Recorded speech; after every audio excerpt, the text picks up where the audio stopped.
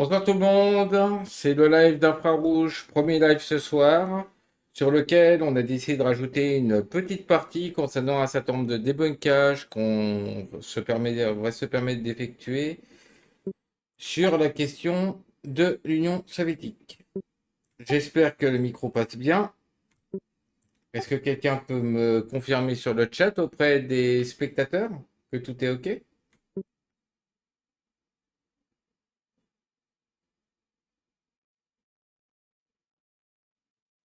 Bon, s'il n'y a encore personne, c'est pas grave, on va commencer quand même. Bien. Alors, ce que l'on va faire, c'est vous démontrer que, en fait, déjà, il y a un mea culpa à faire avant. Sur la dernière vidéo, en fait, on a précisé un certain nombre de choses concernant l'URSS. On n'a pas dit que toute l'URSS était à jeter. On a dit que, comme Asselineau d'ailleurs, que c'était la période Brejnev et post-Brejnev. Rien à voir avec l'époque léniniste et staliniste. La diction que vous avez au niveau historique en Occident est bien différente de celle des Russes. Et ça, c'est hyper important. Hyper important de le noter. Et d'ailleurs, on va aller jusqu'au bout, on va passer par ordre chronologique inversé. Donc on va voir ce que disent les Russes, en fait, de la période soviétique, et vous montrer à quel point ils la regrettent, en fait, cette période. Donc pour ça, je vais faire apparaître une petite fenêtre, une fenêtre de navigateur. Mais avant que je la fasse apparaître, il y a quand même à présenter les trois loustiques qui sont à côté de moi, tout du moins virtuellement. Loki. Bonjour, moi c'est Lucky. Moi je suis membre d'Infrarouge. Je suis le principal administrateur du projet. Et je suis québécois, comme vous pouvez l'entendre à ma voix. Donc je collabore avec le Cercle du Clos pour faire valoir la francophonie et le souverainisme dans la francophonie pour qu'on trouve des moyens communs pour nos libérations communes. Alors on voit qu'il y a une personne de l'UPR qui met votation au Frexit. Bah justement, on met en avant, vous voyez, la francophonie par intérêt d'Infrarouge France. Le cercle du clos est un peu la tête pensante et se centre surtout sur la France. Infrarouge France va plus loin. Il s'entoure de la francophonie. Et renseignez-vous un peu sur Infrared, c'est un mouvement qui est en train de devenir pratiquement une internationale malgré Az. Je vous conseille d'aller consulter les pages Twitter de Azaldine et Jackson Hinkle. Jackson Hinkle qui est d'ailleurs dans le top 10 Twitter et qui est un communiste d'Imaga, c'est un communiste conservateur. Ils suivent assez fortement le mouvement MAGA, mais ils différencient le mouvement MAGA de son créateur qui est Trump. Et ça, c'est quelque chose de particulier. Je vous conseille vraiment d'aller jeter un coup d'œil parce que ce mouvement n'est pas petit. Il est quand même assez massif. Donc, nous avons ensuite le dénommé Razer ou Le le médecin. médecin de la peste woke. Exact, voilà. Alors bonsoir tout le monde, comme Kevin vient de me présenter, c'est moi Razer, je suis aussi le médecin de la peste woke sur Twitter.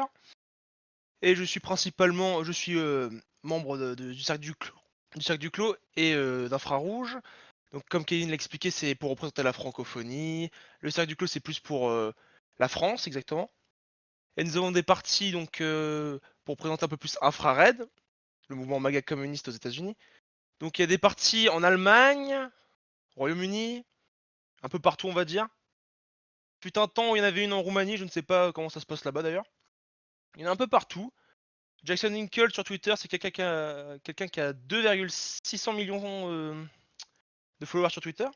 Az à peu près 100 000 followers. 2 600 000. Hein. 2,100 millions, faut pas exagérer non plus.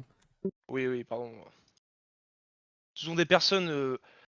Jackson Hinkle est déjà passé sur RT, sur Fox News, a déjà discuté avec un propagandiste de Xi Jinping, et a même discuté et dîné avec des membres du gouvernement de Poutine. Dont Voilà. Dugin. Et Dugin aussi, hein. Et nous avons Lambda, que vous connaissez peut-être des anciens lives du Cercle du Clos. Il va se représenter. Moi, je suis, je suis l'ancien du cercle, hein, puisque je viens d'entamer ma 71e année. J'ai jamais varié dans mes convictions politiques. Et mon rôle au sein du cercle du clos, c'est surtout de jouer si j'ose dire, les rédacteurs en chef pour les articles que nous publions sur notre site. Et puis, avec le recul et ce que j'ai vécu, dans la mesure du possible, d'apporter certains témoignages et d'être un pont historique entre la génération de mes parents, qui est celle de la Seconde Guerre mondiale, et les générations actuelles. Je ne vais pas m'étaler, sinon pour m'excuser auprès de vous de ne pas apparaître ce soir à la caméra pour des raisons techniques. Pour un petit bémol, lambda, c'est celui que vous avez vu pour les gens de l'UPR sur la vidéo qu'il a faite avec François Asselineau. Il s'agit de François Veil, hein, qui est derrière ce surnom. Petite chose, donner de la force quand même aux deux autres, que ce soit Razer ou Loki, c'est leur premier live. Et on a essayé de faire un live chill. Ce qu'on veut essayer, nous, dans notre mouvement, c'est pas de vous faire changer, enfin, peut-être un peu de changer d'opinion, mais tout du moins de vous montrer les faits. Et après, vous faites votre propre opinion. On va pas forcer. Donc, même si vous êtes opposé à nous, même si a priori, vous dites c'est des sales communistes de merde ou un truc comme ça, dites-vous qu'on ne choisit pas ça pour emmerder la France et la France, hein. On ne s'appelle pas Emmanuel Macron. Voilà. Donc, ça, c'est quelque chose. On salue aussi Cult Misjudgment. Oui, oui, Jackson Hinkle est en Russie en ce moment. Je demande s'il est avec Az. Mais en tout cas, on les salue. Maintenant, on va commencer à la partie débunkage. Alors, comment ça va se passer? Moi, j'ai présenté un certain nombre de vidéos de façon chronologique inversée. On va en discuter. Et ensuite, on ira un peu plus en profondeur jusqu'à la question de l'Holodomor, où Lambda a beaucoup de choses à dire sur cette question. Donc, on commence maintenant. Vous allez voir une petite fenêtre de navigateur qui va apparaître comme par magie, sauf que c'est pas de la magie, c'est moi qui clique sur OBS. Voilà. Et puis, on va commencer avec le premier événement. Le premier événement, il s'agit d'Octobre Noir. Alors, moi, ce que j'espère, par contre, c'est que l'audio va passer. Est-ce qu'il y a des gens qui peuvent me dire si l'audio passe une fois que j'aurai enclenché? Сколько нас дурачили, обманывали, хватит. Народ восстал. Нельзя больше это терпеть.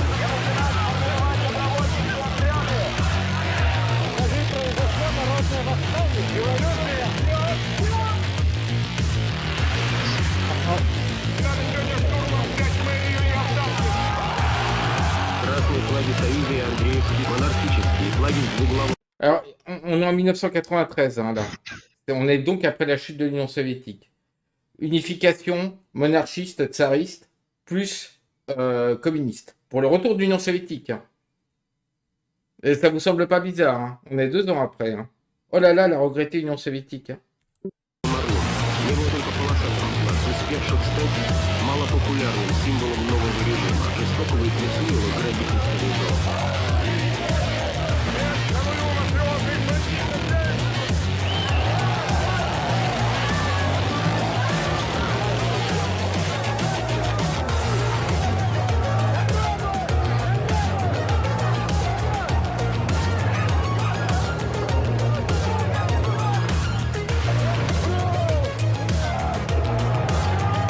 C'est sûr que c'est l'équivalent des gilets jaunes.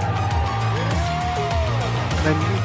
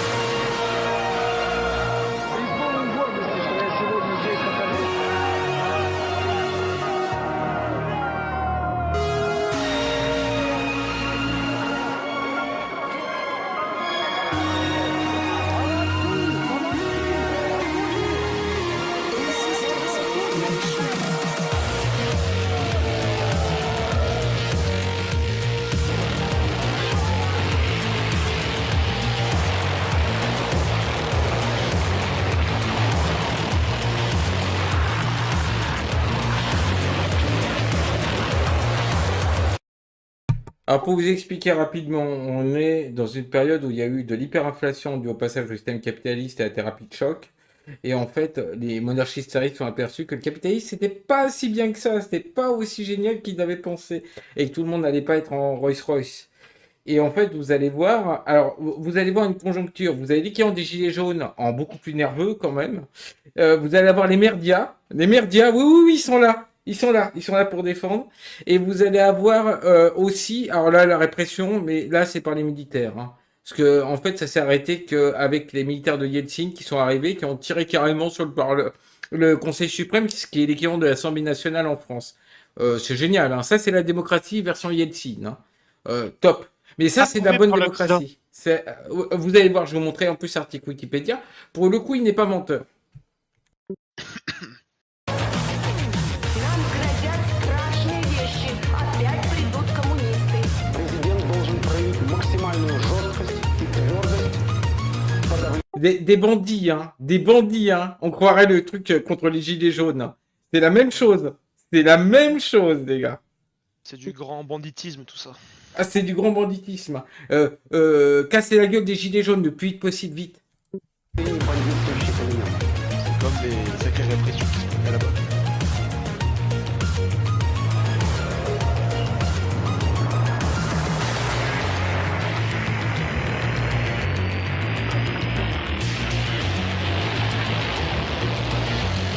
L'armée de Yeltsin.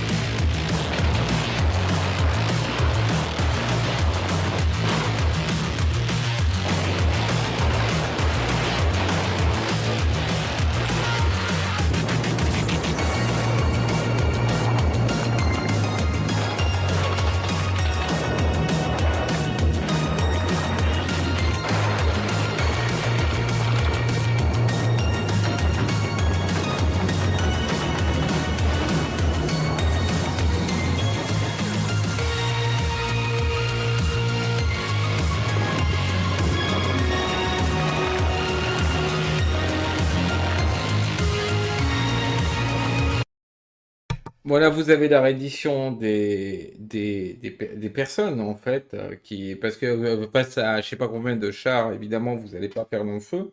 Hein. Et la problématique, c'est que là, l'armée a complètement trahi le peuple hein, en Russie, en début de Russie dite non soviétique, avec Yeltsin, l'ivrogne au pouvoir. Et voilà ce qui s'est passé. Hein. Ça, c'est la vérité, c'est des images qui ont été filmées. Maintenant, vous ferez votre propre opinion sur cette question. En plus, c'est agrémenté d'une fiche Wikipédia. Crise constitutionnelle russe. Alors, je vais mettre en plus gros. Alors, vous voyez, les prix augmentent de 108%. Hein, c'est beau le capitalisme. Hein. Hyperinflation, etc. Je ne sais pas si vous vous rendez compte du truc. Et vous avez bien, même s'ils étaient beaucoup plus petits en nombre, même les nationaux-bolcheviks, tout le monde était obligé de s'allier. Hein. Communistes, etc. Et tous étaient pour le retour de l'Union des républiques socialistes soviétiques. Alors, résultat, Yeltsin fait bannir tout le monde, les communistes, les nationalistes, les monarchistes, c'est du génie. Hein. Le congrès des députés du peuple va te faire mettre, voilà. Alors que les Russes étaient majoritairement contre, là, pour le coup, Yeltsin.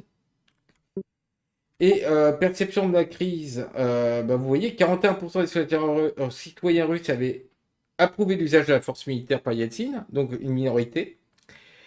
Parmi les personnes interrogées est tombé à 20%, tandis que le nombre d'opposants a augmenté à 57%. Vous vous rendez compte du truc? Et c'est bien ce qu'on disait, vous voyez.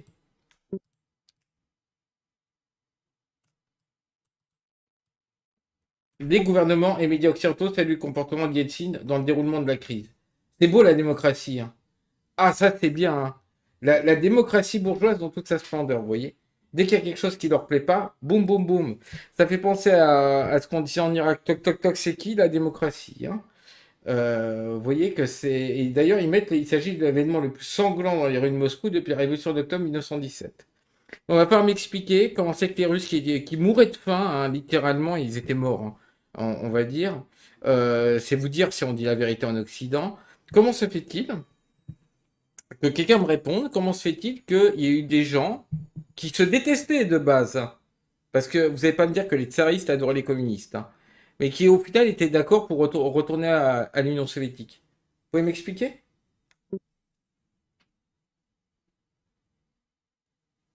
Et vous avez des jeunes et des vieux hein, qui voulaient retourner. Bah, c'est peut-être parce qu'on leur avait menti sur le capitalisme. En fait. On va continuer. Et là, on va se transposer beaucoup plus tard, bien après la chute de l'Union soviétique. On va laisser la parole à une ouvrière. Vous voyez, une grutière. Ça va être marrant aussi. J'en ai plein comme ça, hein, mais je vous en présente 3 qui sont percutantes. Après, on en parlera. Et vous voyez, c'est l'AFP hein, en plus.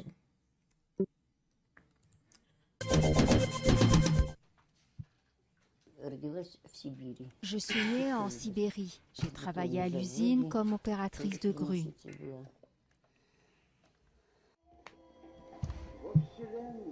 On entend bien le son? Les gens du chat. C'était une usine d'équipement pour les mines, ça me plaisait. Toute ma vie, je suis restée opératrice de grue. Je ne suis jamais partie. Je suis fière d'avoir travaillé si haut dans le ciel. Valentina est l'une des nostalgiques de Nickel, l'époque c'est bon. soviétique. Elle vit dans une cité dortoir, en Vous avez remarqué le mec Staline? périphérie de Moscou. Oui. La vie était belle, je pouvais aller où je voulais, on me payait des vacances. Les billets d'avion ne coûtaient pas cher. On lui payait des vacances, ses billets d'avion ne coûtaient pas cher. Hein. C'est vous dire. Hein. Il pouvait pas manger, mais par contre, les billets d'avion coûtaient pas cher. Vous voyez pas qu'on s'est foutu de votre gueule depuis plusieurs dizaines d'années? Littéralement, exactement la même manœuvre qui se passe actuellement au niveau de l'Ukraine-Russie. Le même foutage de gueule. Simplement, aujourd'hui, ça se voit plus, parce qu'il y a plus de moyens de communication. Avant, avec 1 rouble, on pouvait manger 2 fois à la cantine de l'usine. On mangeait un plat, une entrée, un dessert. À l'époque, on recevait nos appartements de l'État. Aujourd'hui, on tue des vieux pour leur prendre leurs appartements. La criminalité a tellement augmenté. Plus de la moitié des Russes regrettent la chute de l'URSS, mais ils sont rares à souhaiter un véritable retour en arrière. Alors ça, c'est un jugement de valeur, vous voyez? On donne une statistique qui est juste et on la manipule. Non, ils sont plus de la moitié des Russes, mais pourtant, ils veulent pas retourner en arrière. Et qui parle? C'est l'Occident qui parle pour les Russes? Sur ce qu'ils pensent et ce qui... Voilà.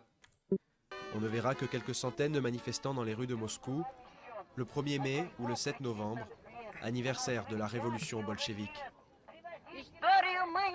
L'histoire, nous ne l'oublierons pas. L'histoire, nous ne l'effacerons pas. Nous serons toujours avec Lénine et nous ramènerons Staline. Alors, petite précision, le KPRF, c'est le second parti en Russie. Hein? Il a eu de mauvaises élections la dernière fois parce qu'il y avait soutien à Poutine, ce qui est normal en tant que chef de guerre. Hein, puisque le KPRF soutient, en fait, l'opération militaire spéciale.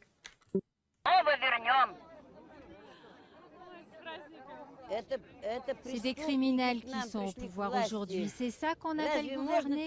Ils ont rendu les gens miséreux. Je croyais que l'opposition avait pas le droit de dire que le pouvoir était criminel.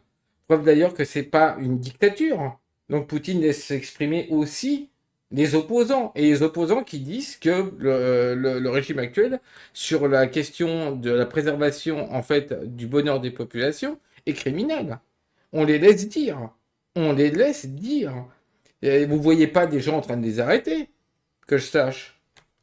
Et il n'y a personne pour crier ou Le contre. goulag, les purges, les millions de morts sous Staline, la privation des libertés, pour eux, tout cela n'est que mensonge. Et le passé, un paradis perdu. Voilà ce qu'ils pensent, eux. Donc, en fait, en Occident, on est en train de juger l'histoire de Staline sur le spectre, notre spectre, alors que ces gens-là ont vécu cette période. Vous croyez pas que c'est du foutage de gueule? Troisième vidéo. Alors lui, vous pourrez dire, et là je fais l'autocritique, son témoignage n'a pas de valeur parce qu'il n'était pas adulte au moment de l'Union soviétique. Donc lui, son témoignage n'a pas de valeur. Par contre, les statistiques, et je vais vous faire un petit truc parce qu'on va pas la mettre entière, ça n'a aucun intérêt.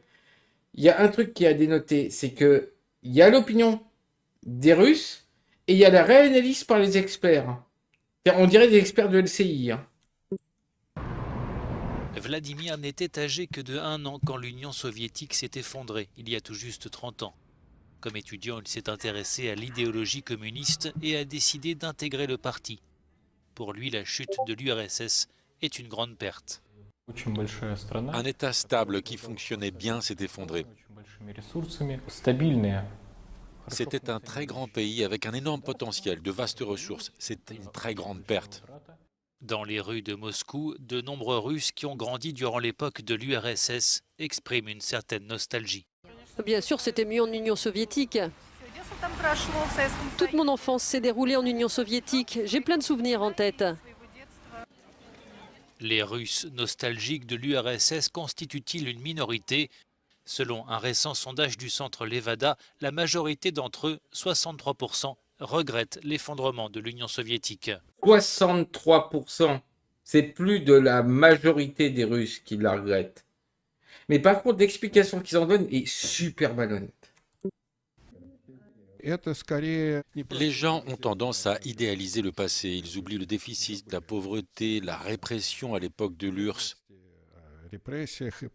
Ils expriment davantage un sentiment de mécontentement par rapport à la situation actuelle.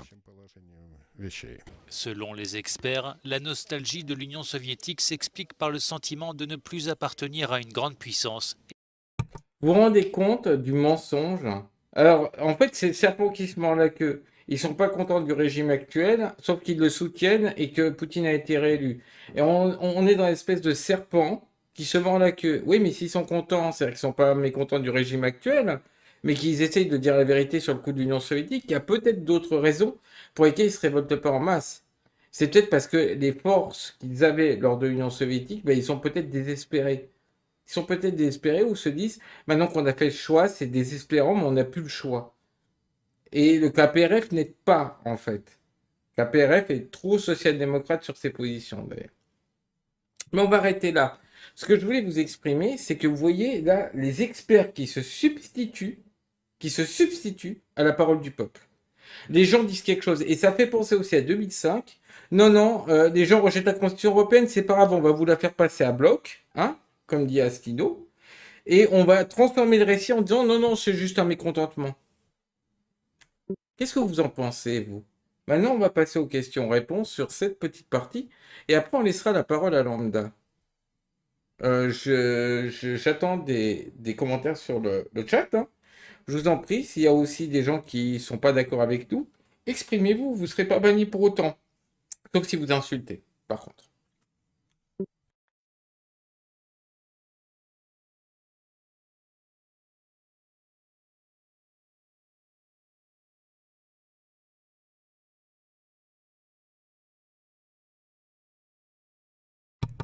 De toute façon, je vois pour le moment que 13 spectateurs. C'est dommage parce qu'on avait fait pas mal de pubs pour le live. Mais le live va être retransmis, donc toutes les choses que l'on met ne sont pas perdues. Et maintenant, ce que je vais faire, c'est que je vais couper la petite fenêtre. Voilà, vous nous revoyez. On va laisser Lambda s'exprimer concernant la partie Holodomor, d'où ça vient, d'où vient la légende de l'Holodomor, parce que nous, on parle d'Holodofake, et on va essayer de le prouver le mieux qu'on peut. Lambda, à toi. Alors d'abord, moi, de manière liminaire, je voudrais rappeler qu'il y a une historienne française qui s'appelle Annie Lacroix-Ris, qui a fait un boulot extraordinaire là-dessus et qui démontre très nettement que tout ceci est une fabrication d'origine nazie. Parce que ce sont les services du SIPO-SD, c'est le service de renseignement de la SS, qui ont monté ce truc, à la suite d'un réel problème d'ailleurs de disette ou de famine, je ne sais pas jusqu'où c'est allé exactement. Ce qu'on sait, c'est que quand on regarde les statistiques totalement officielles de mortalité, ben on s'aperçoit qu'il y a une augmentation de la mortalité qui est très faible dans le temps, hein, et que ça ne correspond pas du tout aux millions de morts qu'on nous décrit. Alors, pourquoi je vous recommande d'aller voir la Croix-Ris? C'est pas parce qu'il faut la croire sur parole, Parce que ça, je ne vois pas pourquoi on croirait plutôt les uns que les autres à ce moment-là. Non, c'est parce que tout son travail en tant qu'historienne sérieuse est sourcé. Il est sourcé directement. C'est-à-dire qu'on peut vérifier qu'elle n'invente rien et que ça correspond à une réalité historique. Alors donc on a cet holodomor. Bon, on ne voit pas d'ailleurs pourquoi Staline aurait affamé spécialement les Ukrainiens. S'il y avait des difficultés avec l'Ukraine soviétique, qui d'ailleurs n'avait pas les mêmes frontières que l'Ukraine actuelle, revendiquée ou non. Hein. Je signale qu'il y a une bonne partie de l'Ukraine telle qu'elle est décrite aujourd'hui qui était polonaise à l'époque. Et qui n'arrêtait pas de faire des provocations d'ailleurs contre l'URSS. Mais ça c'est un autre point historique. Mais il y a une chose qui est très claire là-dessus. Ça n'a politiquement aucun intérêt. Donc d'affamer les gens, quand ils ne sont pas d'accord, ben, on essaie de les convaincre. Voilà. Ça sert à rien. Et en plus, l'Ukraine, ça a quand même été très longtemps le grenier à blé de la Russie, depuis l'Empire tsariste. Alors c'est bizarre quand même, tout d'un coup, on aurait ça. Non. En réalité, ce qui s'est passé, c'est qu'il y a eu un phénomène climatique absolument catastrophique, qui a d'ailleurs causé beaucoup plus de mortalité, de problèmes divers au Kazakhstan qu'en Ukraine. Et ça, c'est important de le noter. Et puis qui ne s'est pas limité à des territoires qui étaient des territoires soviétiques. C'est-à-dire qu'il y a des territoires voisins qui étaient bien capitalistes, bien gentils, qui ont eu aussi des phénomènes de famine et de disette au même moment. Ça a duré un certain temps. Et au contraire, les autorités soviétiques ont fait appel aux restants de l'URSS pour envoyer des vivres pour que les gens puissent s'en sortir. Il faut quand même savoir que tout n'était pas rose. L'Union soviétique sortait tout juste de ce qu'on a appelé le cordon sanitaire, c'est-à-dire d'un isolement international total. Elle était en pleine construction de son industrie lourde. Enfin, il y avait des tas de problèmes. À côté de ça, il y avait le problème aussi de la collectivisation des terres, donc de la création des kolkhozes, qui n'était pas loin, là. Il y avait de gros problèmes. Et l'industrie soviétique n'était pas encore capable à ce moment-là de fournir les tracteurs, les instruments agricoles mécanisés qui ont ensuite permis à l'agriculture soviétique de décoller. Même si les résultats de l'agriculture en URSS n'ont jamais été absolument parfaits. Ça, il faut le dire très clairement. Bon. Alors, est-ce qu'on doit commenter plus loin? Sinon, pour dire que donc cette création de la propagande nazie a été reprise ensuite par les Américains, après-guerre, et c'est tout le poids, exactement comme ils ont récupéré et récupèrent aujourd'hui les pires nazis, les pires néo-nazis, pour les soutenir en Ukraine, quoi qu'en dise Macron, c'est exactement le même processus, c'est du bourrage de crâne. L'Holodomor, c'est un truc complètement inventé. D'ailleurs, les bouquins qui en parlent, voilà comment on a été soulevé le problème des photos d'illustration. Et ces photos d'illustration, il se trouve que c'est des photos qui ont été prises pendant la guerre civile, c'est-à-dire entre 1917 et 1920. C'est-à-dire minimum 12 à 15 ans avant les prétendus événements de l'Holodomor. Et la défense de ceux qui ont illustré ces bouquins avec ces photos qui est complètement hors de propos, et hors de propos géographiquement, hors de propos dans le temps, c'est oui, mais on n'a pas de photos. Sachant quand même que, avec les saloperies qui se sont passées en Allemagne nazie, on a quand même des photos de ce qui s'est passé dans les camps. Est-ce que vous croyez plausible qu'on ait pu étouffer complètement le fait de prendre des photos s'il y avait vraiment eu une famine provoquée, un massacre délibéré par famine de la population ukrainienne? Je n'en crois pas un mot. C'est une raison de plus pour lequel il faut considérer que c'est de la foutaise. Donc, voilà le contexte. Alors, est-ce que c'est étonnant? À l'heure où nous vivons des narratifs permanents de la part de l'État profond américain de la part de ses représentants dans les pays d'Europe et des escrocs qui les accompagnent, hein, le Covid, Madame von der Leyen et sa commande par téléphone chez Pfizer. Bon. Enfin bon sang, on sait maintenant, n'importe qui peut se renseigner sur des sources parfaitement vérifiables, des sources scientifiques, montre bien par exemple que l'affaire des vaccins, c'est vraiment une manipulation. On a manipulé les gens avec cette histoire de Covid. Ben, ça devrait vous mettre la puce à l'oreille sur ce qu'est vraiment cette histoire de l'Holodomor.